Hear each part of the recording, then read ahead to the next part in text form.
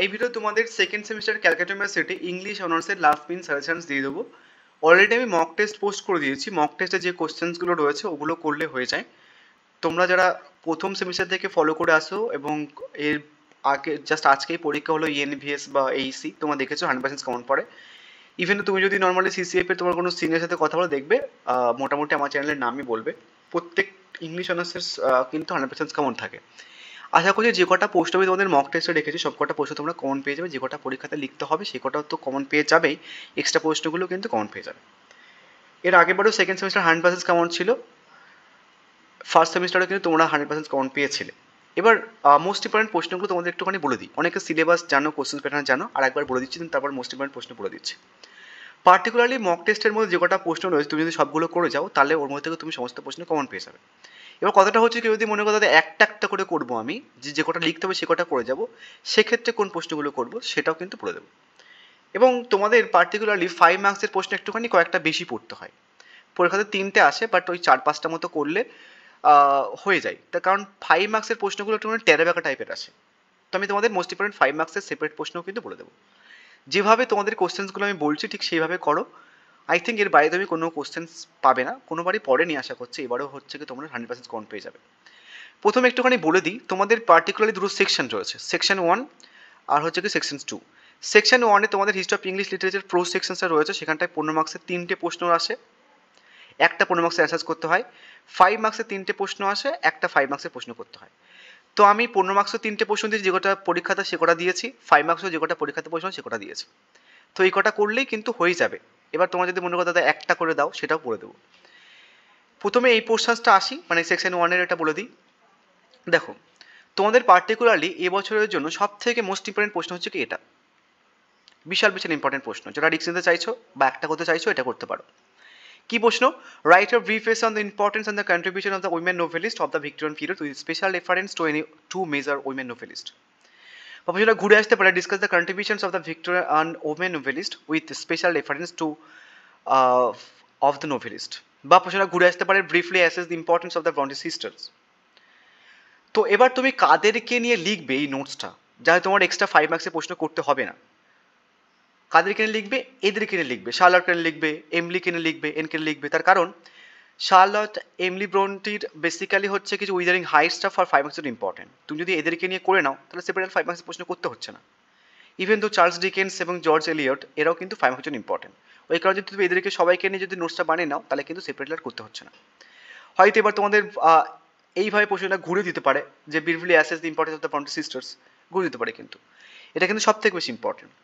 Next most important প্রশ্ন হচ্ছে কি যে এই প্রশ্নটা, write a brief note on the English essayist of the Romantic period. বা প্রশ্নটা ঘুরে আসতে পারে, write a note on the English personal এসে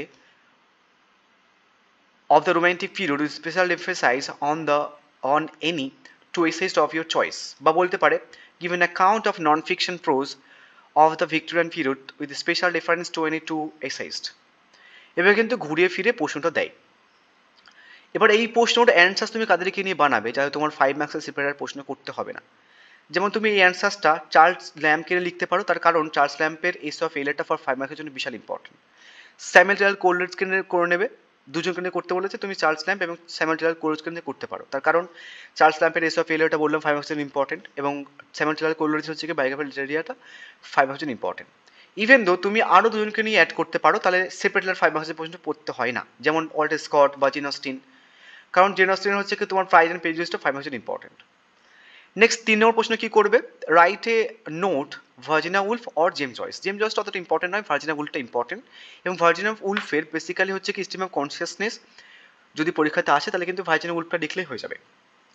এবার যদি ভার্জিনা উলফ না দেয় মডার্ন পিরিয়ড থেকে, তাহলে কিন্তু প্রশ্নটা এইভাবে ঘুরে আসতে পারে মডার্ন এজ থেকে, write an essay on the modern prose with special reference to any two major writer. যদি প্রশ্নটা এইভাবে ঘুরে আসে, তুমি ভার্জিনা উলফ এবং জেমস জয়েসকে লিখতে পারো, বা ভার্জিনা উলফ এবং জোসেফ কনকর লিখতে পারো, আদারওয়াইজ ভার্জিনা উলফ আর ইএম ফস্টারকে লিখতে পারো। জেমস জয়েসের ইউনিসিস ফর 5 মার্কস জন্য ইম্পর্টেন্ট, অতটা ইম্পর্টেন্ট নয়, বাট দেখে গেলে ভালো হয়। জোসেফ কনরাডের হার্ট অফ ডার্কনেসও 5 মার্কস জন্য ইম্পর্টেন্ট। তাহলে 3টে প্রশ্ন দিলাম, এই 3টে প্রশ্ন করলে এনাফ। এমনভাবে বলে দিয়েছি তোমরা কিন্তু এখান থেকেই যদি 5 মার্কসের প্রশ্ন অনেকগুলো তোমার এক্সট্রা করতে হচ্ছে না, ঠিক আছে? যারা একটা করতে চাইছো তোমরা এই প্রশ্নটা একটুখানি বেশি করে ফোকাস করবে, চেষ্টা করবে আর একটা প্রশ্ন করা, তাহলে কোনো চাপ থাকে না, আশা করছি দুটোর মধ্যে একটা পেয়ে যাবে। তোমাদের আমি মক টেস্টে বলার সময় বলেছিলাম যে একদম সবার আগে ইউটিউবে সাজেশন ভিডিও আমি পোস্ট করেছিলাম, দেন এই কোশ্চেন্সগুলো দেখবি সারা ইউটিউব ঘুরে বেড়াচ্ছে বা কিছু, মানে তুমি এই কোশ্চেন্সগুলো পাবে এই ফ্রেন্ড, এর বাইরে কোনো কোশ্চেন্স হয় না। যাই হোক, এবার ফর 5 মার্কসের জন্য আসি।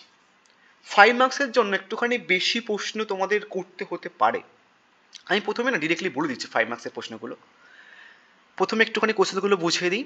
Briefly discuss any one epistolary novel of the 18th century. প্রশ্নটা এভাবে ঘুরে আসতে পারে। একটা এপিসোডারি নোভেল নাম হচ্ছে কি যে প্যামেলা। প্যামেলা কে লিখেছে? Samuel Richardson.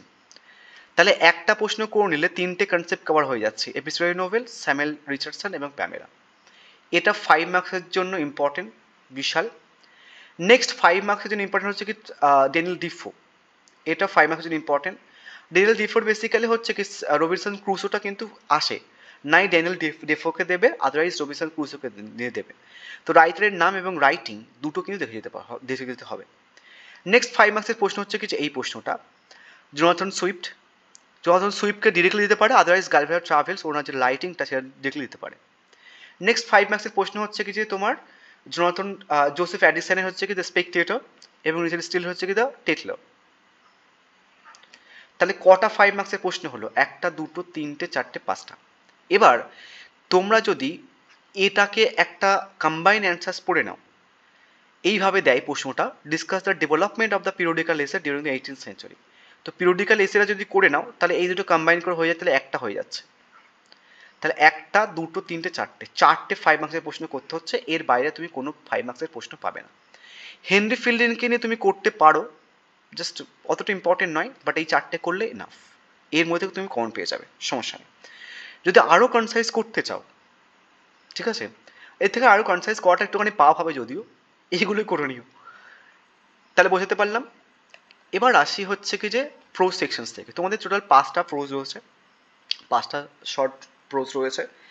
তো 5টা থেকেই তোমাকে 15 মার্কসের 5টা প্রশ্ন দেবে। তো সব কাজ থেকে করার দরকার নেই, 3 থেকে করবে।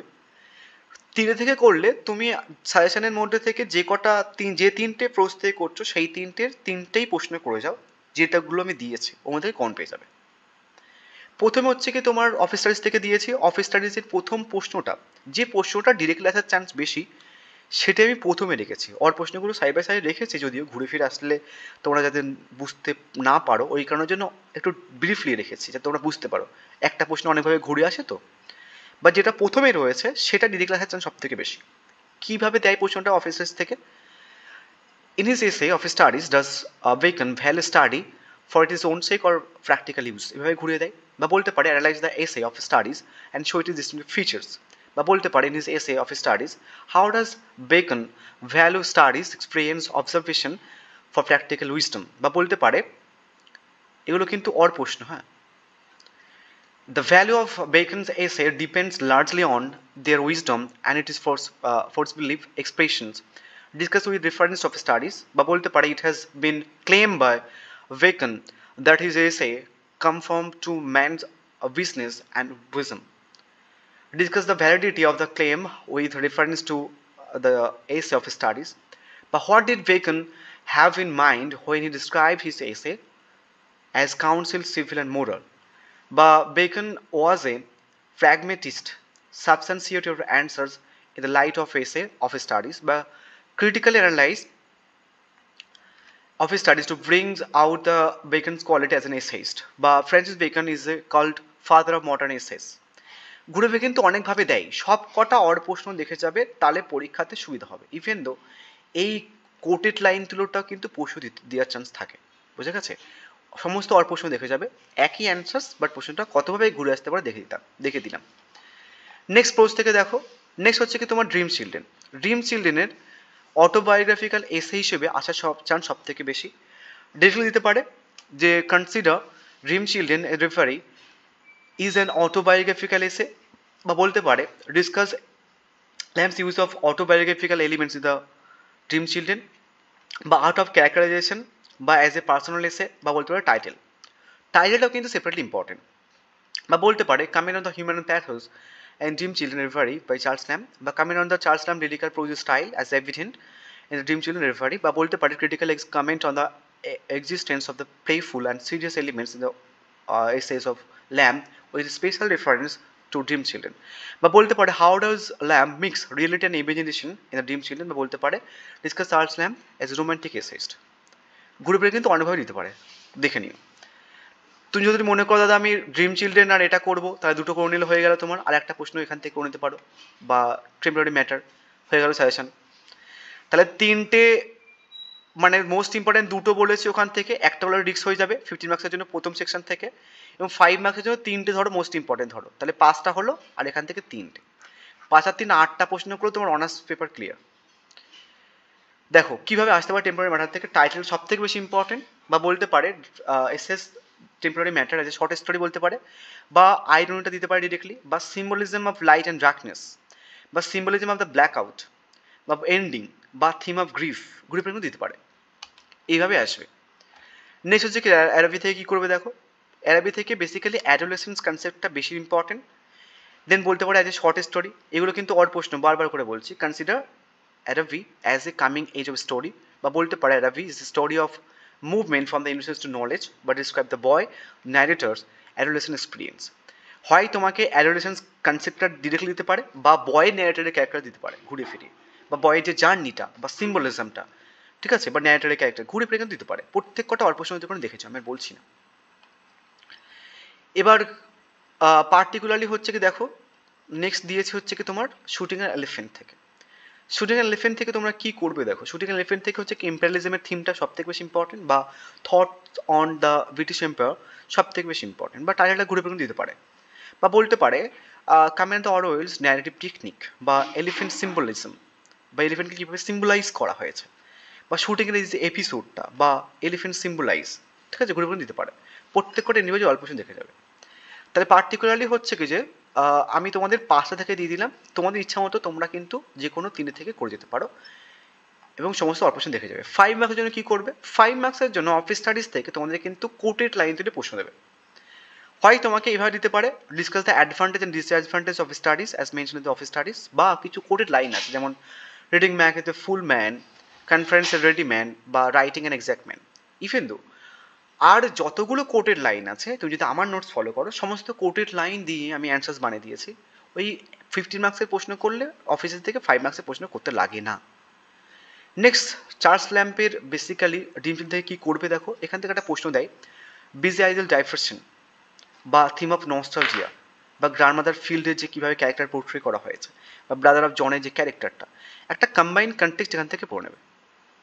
সেপারেটলি বিজি আইডল ডাইভারশনস এবং এই প্রশ্নটা সেপারেটলি ইম্পর্টেন্ট, বা এন্ডিংটাও কিন্তু সেপারেটলি ইম্পর্টেন্ট। 15 মার্কসের প্রশ্ন করে নিলে এই 5 মার্কসের প্রশ্ন কিন্তু এখান থেকে করতে লাগে না। এবার আসি হচ্ছে কি তোমার টেম্পোরারি ম্যাটার থেকে। টেম্পোরারি ম্যাটারের কাইন্ড অফ হচ্ছে কি যে একটা প্রশ্ন দেয় describe any 2 things that Sukumar confessed to Shoba and in the evening this spends together. Particularly এখানটায় কিন্তু শোভার ক্যারেক্টার বা সুকুমারের ক্যারেক্টার কিন্তু ছোটো করে দিতে পারে, বা 50 মার্কসের জন্য কিন্তু দিতে পারে যদি কঠিন প্রশ্ন হয়। ওই কারণের জন্য যে প্রশ্নটা আমি দিয়েছি ওটাই এমনভাবে লিখবে যাতে তোমার ক্যারেক্টারটা হয়ে যায়।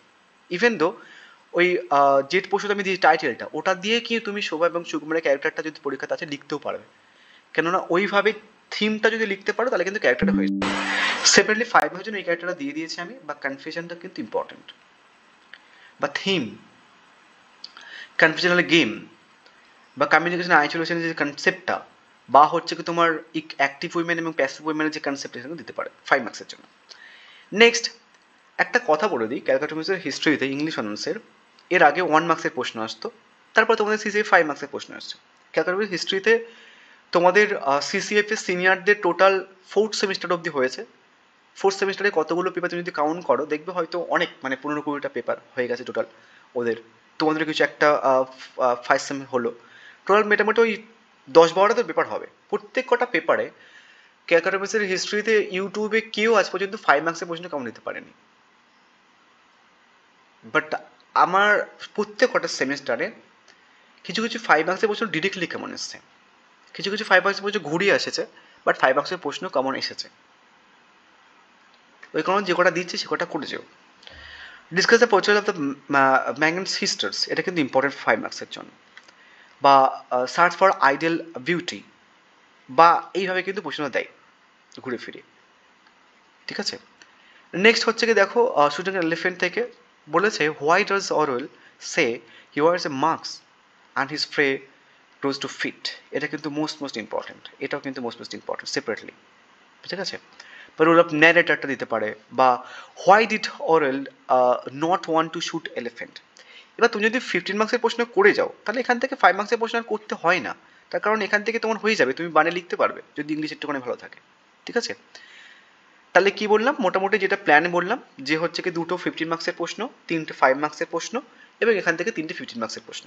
অ্যান্ড 5 মার্কসের প্রশ্ন যে কটা দিয়েছি আমি, দুটো করতে হয়, তো তুমি যে কোনো দুটো থেকে তুমি কিন্তু করে যেতে পারো, সমস্যা নেই, আই থিঙ্ক কমন পেয়ে যাবে। 5 মার্কসের প্রশ্ন একটুখানি চাপের, বাট আশা করছি কমন পেয়ে যাবে। So thank you so much.